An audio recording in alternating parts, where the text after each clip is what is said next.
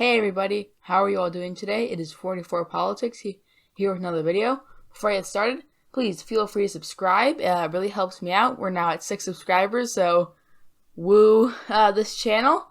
But, it really helps me out, really inspires me, so yeah, feel free. Also, like the video because it really helps with the algorithm so more people can see my content. Okay, now let's get on to the video. So today will be me analyzing the 538's 2020 election, forecast? Yeah, forecast. So, it's a very interesting forecast. I found a lot of it I don't quite agree with, to be honest. I think there are certain races that I think are, going to turn out differently.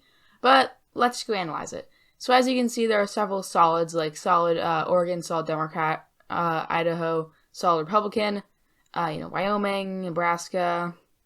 Wow, poor Chris Janicek, he's not had a good campaign. So yeah, most of these solid states I'm going to skip over and I'll fill out. Oh, I apologize everyone that I am not on the Senate map. And anti-Mitch McConnell ad. There we go. Okay. So the safe states, look at New Hampshire. New Hampshire is solid Democratic, which is interesting because I've seen some other people listed as likely or lean. Well, not lean, but I've seen other people listed as likely. I do think that it's pretty safe. The newest polls do show Jeanne Shaheen ahead by 19%. She's doing well. Well, no, New Hampshire's a swing state. It's also going pretty solidly for Biden. So I think that it is currently going to be safe, yeah.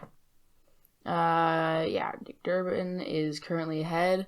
So, yep. That should be it. I know I'm forgetting one. New Mexico, and that's pretty much it if I don't include Minnesota, which I will look at, yeah. Minnesota is likely, so I'll go over likelies now, after I do safe Republicans. Okay. Head through this, and don't think Mississippi is solid. Yeah, Mississippi is likely. Kind of spoiler here, there. Yeah, that should be it. Okay. Now we'll go over likely Democratic. So we have Minnesota, which is honestly a swing state. It isn't really a swing state. It isn't like, Michigan or Wisconsin or Florida. It's more like a Nevada, Colorado kind of swing state where it's pretty Democratic, but it's still close.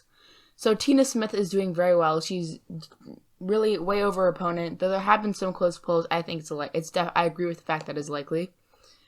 Michigan, certainly a lot closer than Minnesota, but Gary Peters still winning likely. The race has certainly tightened up over time between Gary Peters and John James.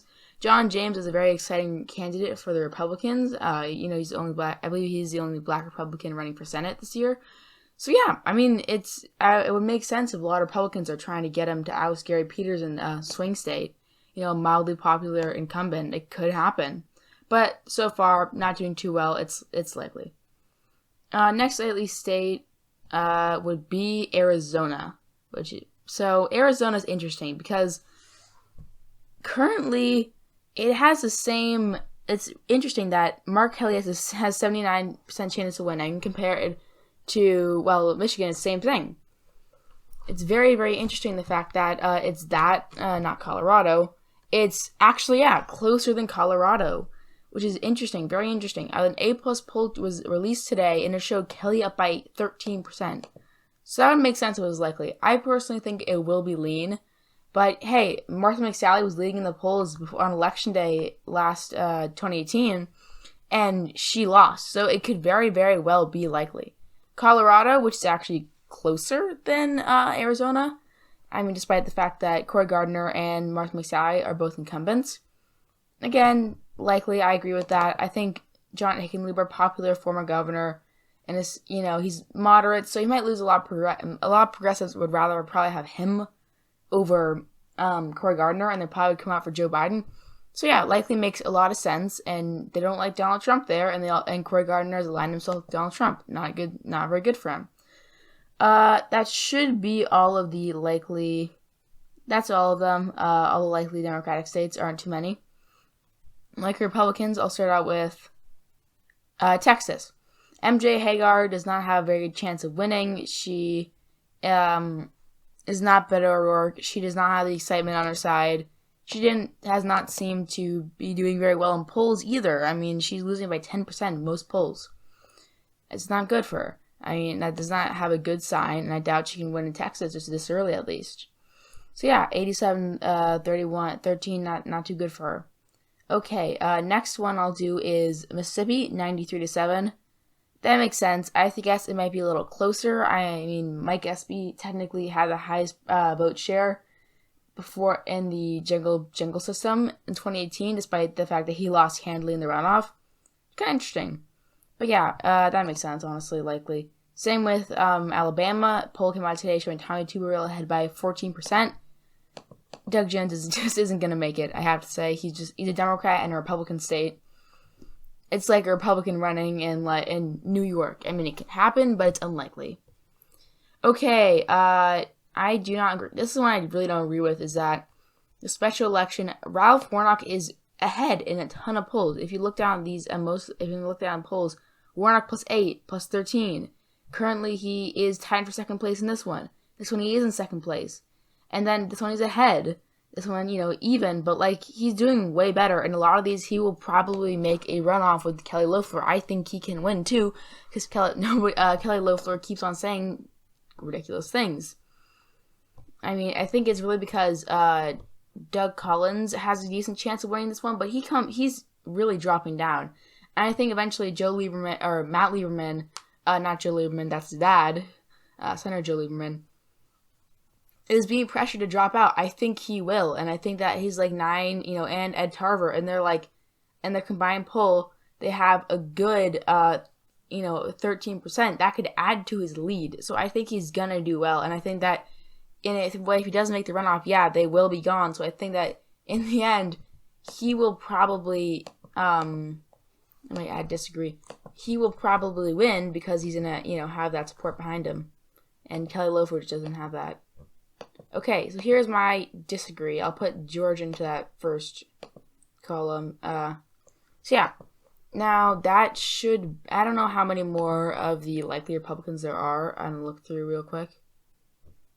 Yeah, there's Kansas. I don't really agree with this. I think Barbara Bollier can do a lot better. The polls aren't quite in her favor, but she has won at least one, as you can see. I think it's going to be closer. I think it's going to be lean or tilt. So I'll just put that as disagree and disagree.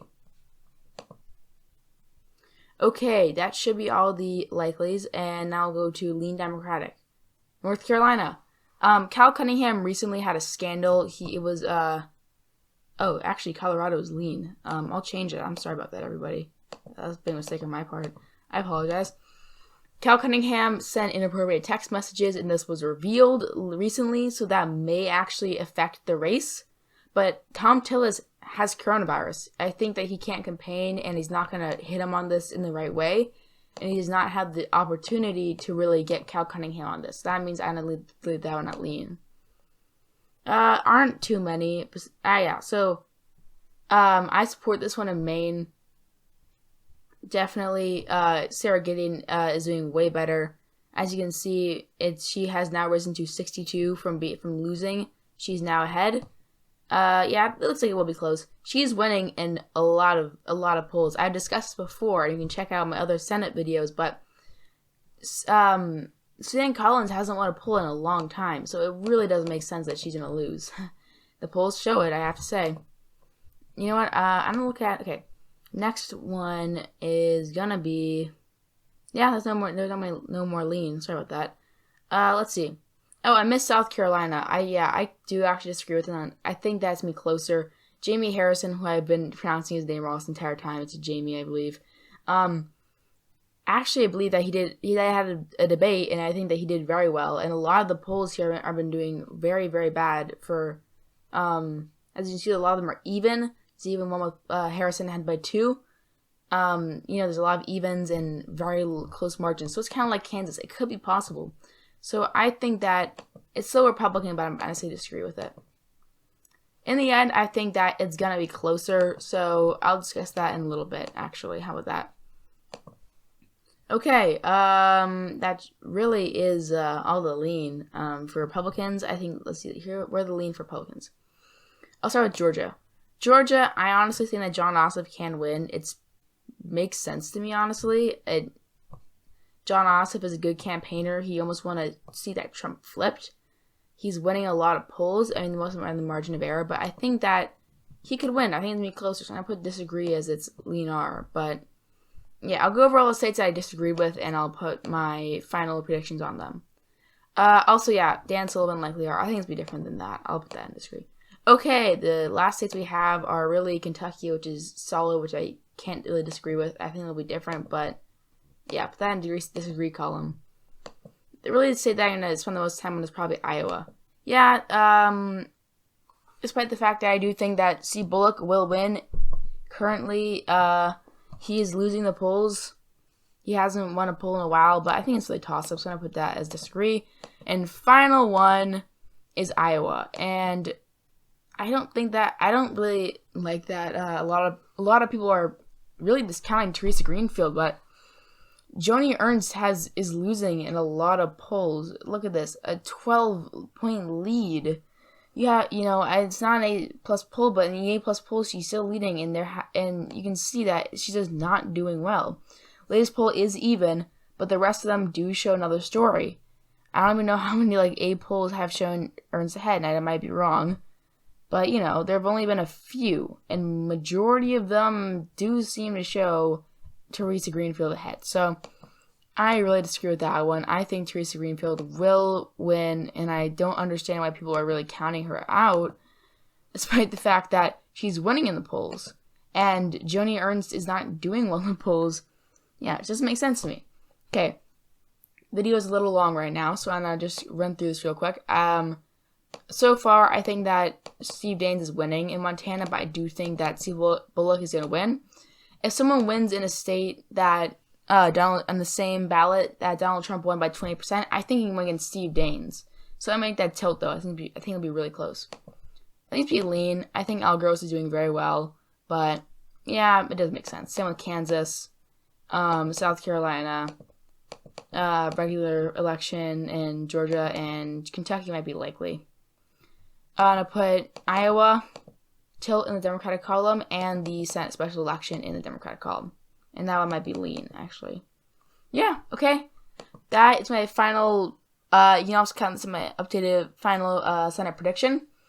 53 for the Democrats and 47 for the Republicans. I've switched out Georgia Senate race as Republican. I switched out the two Georgia Senate races from Democratic to Republican. I switched them out. And I still think that Steve Daines will lose.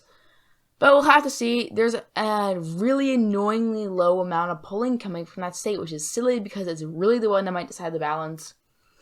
But yeah, I'll probably do an update end of this week, next week, when more polling comes out to accurately reflect, the recent coronavirus,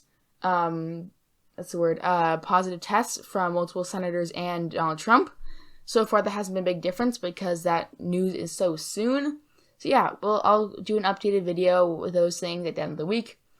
Also, check out my channel. I just posted my first election day. I'll be doing those every Sunday, so please subscribe so you can see those. Yeah, that's pretty much it. Yeah, like the video. It helps other people see my content with the strange YouTube algorithm. And leave a comment in the comment section down below telling me how you think this election will go. Who will win the majority? Who will lose? Well, yeah. Thank you all for watching, and I'll see you next time.